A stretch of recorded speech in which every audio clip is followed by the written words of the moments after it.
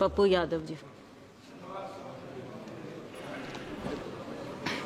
महोदय जी, मंत्री जी से पहले आग्रह होगा कि मंत्री जी पहले तो आप जीएम और डीआरएम को राजा बना के रखते हैं, एमपी की कोई वैल्यू नहीं है। जब वो क्षेत्र जाते हैं तो वो एमपी का रेस्पेक्ट नहीं करते, एमपी को खबर नहीं करते, और उद्घाटन जब कोई रेलवे शुरू होता है तो वहाँ एमपी का कोई सूद नहीं देता।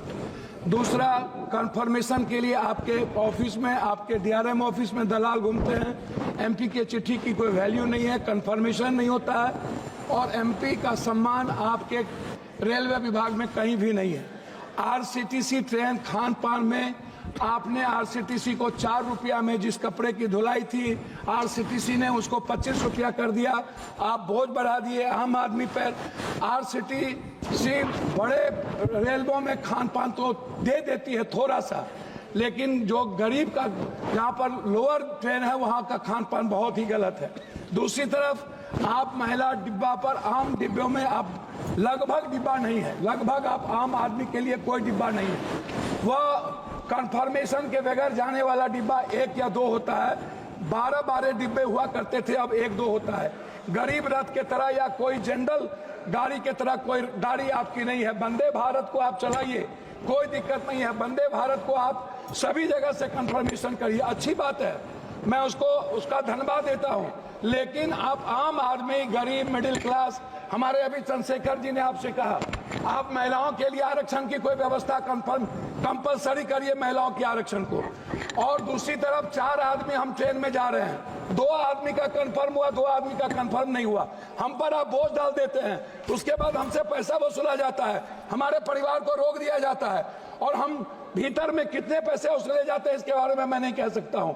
इसीलिए उस परिवार का क्या होगा जिसका 2 कंफर्मेशन होगा, 2 नहीं होगा, इस पर हम कभी सुधार की बात हमने नहीं की।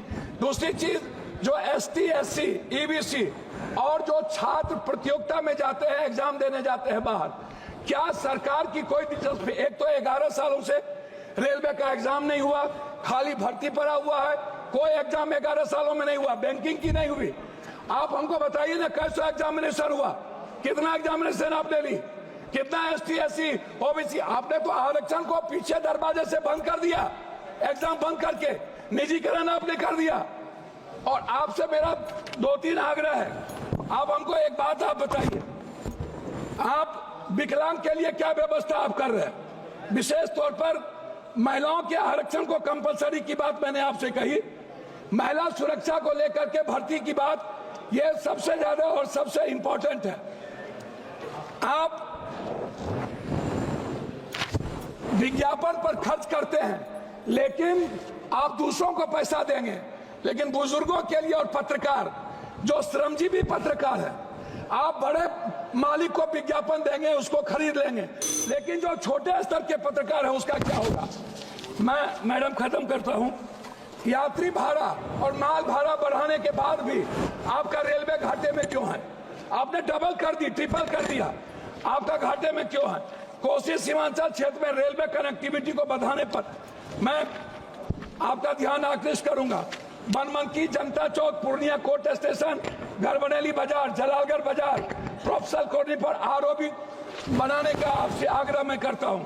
मध्य रेलवे के अधीन सहरसा में रेल मंडल, समस्तीपुर में आजादी के वक्त कांग्रेस के रीजन में हुई, सहरसा में एक रेल मंडल की स्थापना में आपसे आग्रह करता हूं कि उस जोन में कोसी सीमांचल के बीच, सुपौल के बीच में एक रेल मंडल होना आवश्यक है।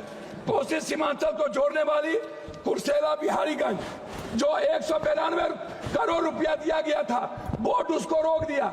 बिहारीगंज से खुर्दा होते हुए बीरपुर, फिर देवघर से नौगछिया का आपने कर दिया है, सर्वे जारी है।